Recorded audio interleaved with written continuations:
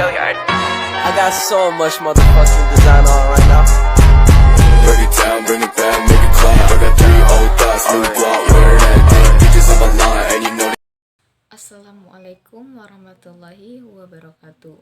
Perkenalkan, nama saya Dede Priska dari Prodi Bimbingan Penyuluhan Islam kelas BPI 4A dengan NIM 6012008.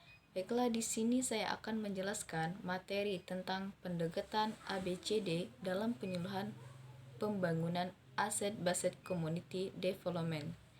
Untuk memenuhi tugas mata kuliah Teknik dan Manajemen Penyuluhan dengan dosen pengampu Bapak Hafiz M. SC.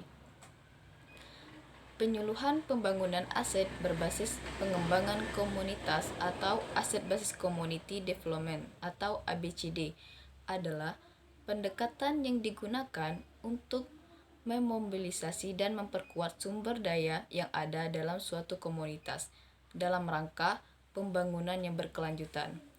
ABCD mengutamakan pemberdayaan masyarakat dan berfokus pada kekuatan dan potensi yang ada di dalam komunitas tersebut.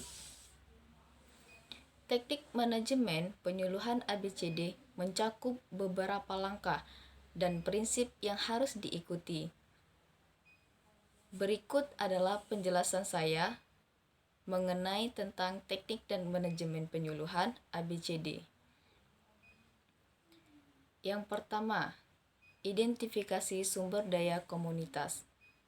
Langkah pertama adalah mengidentifikasi sumber daya yang ada di dalam komunitas.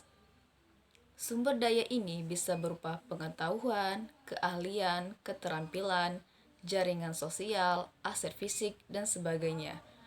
Penyuluh harus melakukan eksplorasi dan dialog dengan anggota komunitas untuk mengetahui potensi yang dimiliki oleh komunitas. Dan yang kedua, mendorong keterlibatan aktif masyarakat. Penyuluh harus menggalang partisipasi aktif anggota masyarakat dalam setiap tahap penyuluhan. Ini dapat dilakukan melalui pertemuan komunitas, diskusi kelompok, atau kegiatan berpartisipatif dan lainnya. Dalam proses ini, penting untuk menciptakan lingkungan yang inklusif dan memperdayakan semua anggota komunitas. Ketiga, menggali potensi dan harapan masyarakat. Penyuluh harus mendengarkan dengan seksama aspirasi, harapan, dan kebutuhan masyarakat. Melalui diskusi terbuka, penyuluh dapat menggali lebih dalam mengenai apa yang ingin dicapai oleh masyarakat dan potensi apa yang bisa dikembangkan. 4. Pendekatan kolaboratif. Penyuluh harus mengadopsi pendekatan kolaboratif dengan melibatkan berbagai pemangku kepentingan dalam proses pembangunan. Ini termasuk anggota komunitas, pemerintah setempat, organisasi non-pemerintah, dan sektor swasta. Kerjasama yang kuat dan saling menguntungkan antara semua pihak adalah kunci keberhasilan dalam penyuluhan ABCD. Kelima, pembangunan jaringan dan kementerian. Penyuluh harus membantu membangun jejaringan dan kementerian antara komunitas dan berbagai lembaga atau organisasi lain yang dapat memberikan dukungan atau bantuan dalam pembangunan. Ini melibatkan mengidentifikasi sumber daya eksternal yang dapat digunakan untuk memperkuat upaya komunitas. Keenam, pembangunan kapasitas masyarakat. Salah satu tujuan utama dari penyuluhan ABCD adalah pembangunan kapasitas masyarakat. Penyuluh harus memberikan pelatihan, pendampingan, dan bimbingan kepada anggota komunitas agar mereka dapat mengembangkan keterampilan dan pengetahuan yang diperlukan untuk mengelola dan mempertahankan inisiatif dan pembangunan. Ketujuh, mendorong inisiatif berbasis komunitas. Penyuluh harus mendorong masyarakat untuk mengambil inisiatif sendiri dalam menentukan prioritas dan strategi pembangunan.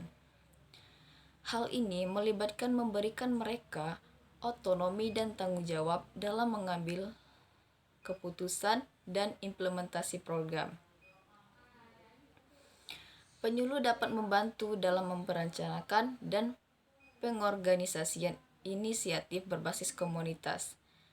Yang ke-8, evaluasi dan monitoring. Penting untuk melakukan evaluasi dan monitoring terhadap progres dan dampak dari inisiatif pembangunan yang dilakukan oleh komunitas. Penyuluh harus mengembangkan mekanisme pengukuran dan indikator yang sesuai untuk mengukur keberhasilan dan mengidentifikasi area yang perlu ditingkatkan.